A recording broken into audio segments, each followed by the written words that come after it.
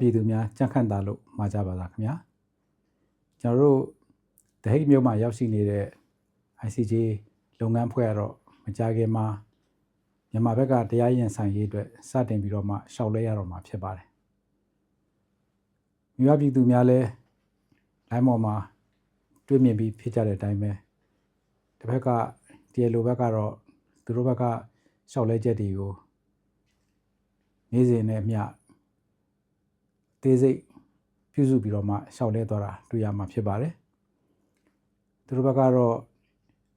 ကျွန်တော်တို့ပေါ်မှာဆွဆွဲထားတဲ့လူမျိုးသုံးစေမှုဆိုတဲ့ genocide ပြစ်မှုမြောက်အောင်ဘယ်ပေါင်းစုံတောင်ပေါင်းစုံကနေပြီးတော့မှမရအရာရှာဖွေပြီးတော့မှရှောက်လဲသွားတာဖြစ်ပါတယ်နောက်ဆုံးပြောရမယ်ဆိုရင်တော့ဒီဩဇာကြီးတဲ့ဆရာတော်ကြီးတွေကိုယ်တိုင်ကိုပဲဒီအမှုထဲမှာပါဝင်ပတ်သက်လာအောင်ကိုပဲဆွဲထုတ်ပြီးတော့မှရှောက်လဲသွားတာလည်းတွေ့ကြမှာဖြစ်ပါတယ်ဒါကတော့တရားရင်ဆိုင်တဲ့နေရာမှာဘယ်နှစ်ဘက်ကဒီလိုပဲသူ့ကိစ္စနဲ့သူလုပ်နေကြတာပါပဲသူတို့ရဲ့အလုပ်ကိုသူတို့လုပ်ကြတာပါပဲအဲ့တော့ပြောရမယ်ဆိုရင်တော့ကျွန်တော်တို့ဓမ္မစရိယဥထိတ်လိုက်ရေးတဲ့ရဟနာနဲ့ပုဂ္ဂိုလ်ထူးများအကြောင်းစောင့်ကြည့်ရလို့ပေါ့အသိတော်ဆရာတော်ကြီးကလက်ဝေးမြို့ဘက်မှာဒီပဲခူးရိုးမတောဆက်မှာလေးတိုင်စင်ကျောင်းကလေးနဲ့တရားအထုတ်နေတဲ့အချိန်မှာသူတရားအထုတ်တဲ့ညောင်ကိုမွေးကြီးကောင်ကတက်လာတယ်သူ့ရဲ့တရားထိုင်နေတဲ့ပုံမှာလာပြီးတော့မှဗပြင်းထောင်ပြီးတော့မှ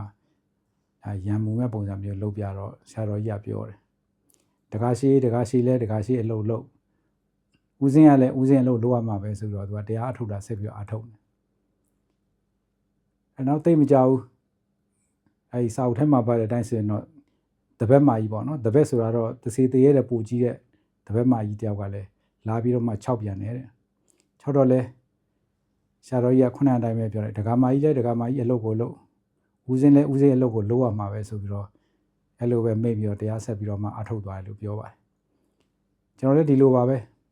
တစ်ဖက်ကနေပြီးတော့မှသူတို့အလုပ်ကိုသူတို့လုပ်သွားကြတယ်ကျွန်တော်တို့လည်းပဲတရားပြိုင်နေနဲ့ကိုယ့်လုပ်ကိုလုပ်ကြရမှာပါပဲဒီလိုတရားရင်ဆိုင်ကြတဲ့နေရာမှာတော့နှစ်ဖက်အားပြိုင်ကြတာပေါ့သူ့ဘက်ကိုယ့်ဘက်အနိုင်ရမယ့်ချက်တွေကို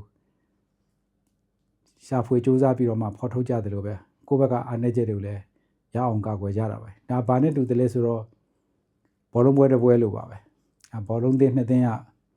တစ်ဖက်နဲ့တစ်ဖက်ဂိုးသွင်းနိုင်အောင်စူးစမ်းကြတယ်လို့ပဲကိုယ့်ဘက်ကိုဂိုးမပေးရအောင်ကာကွယ်ကြတယ်လို့ပါပဲဒီလိုပါပဲဘောလုံးကစားတဲ့နေရာမှာလည်းအလုံးသိတဲ့အတိုင်းပဲမရရအောင်ကိုယ့်ဘက်ကနိုင်အောင်စူးစမ်းကြတဲ့အခါကျတော့နီလန်းမျိုးစုံသုံးကြတာလည်းရှိတာပေါ့တချို့ကလည်းပဲကိုယ်ဧရိယာထဲမှာလဲကြပြီးတော့နာကျင်အောင်ဆောင်ပြီးမှပြက်တံဘောရအောင်လုပ်တတ်ကြတယ်လို့ပဲချို့ကြတော့လေဒန်လူကြီးမမြင်အောင်ပခုံးနဲ့ကာပြီးတော့မှလက်နဲ့ဂိုးသွင်းသွားကြတယ်လည်းရှိတတ်ပါတယ်တချို့ကြတော့လည်းပဲ14ယောက်နဲ့17ယောက်ကန်ရတဲ့ပွဲတွေရှိတယ်လို့အဝေးကွင်းတွေမှာကန်ရခြင်းလို့လည်းတကွင်းလုံးနဲ့17ယောက်နဲ့ကန်ရတယ်လည်းရှိတတ်ပါတယ်အဲ့တော့ကျွန်တော်မြန်မာနိုင်ငံဘက်ကမြန်မာအသင်းကတော့ဘယ်လိုပဲဖြစ်ဖြစ်ကိုယ့်ဘက်ကအကောင်းဆုံးကိုရနိုင်ဖို့နဲ့ဂိုးမပေးရဖို့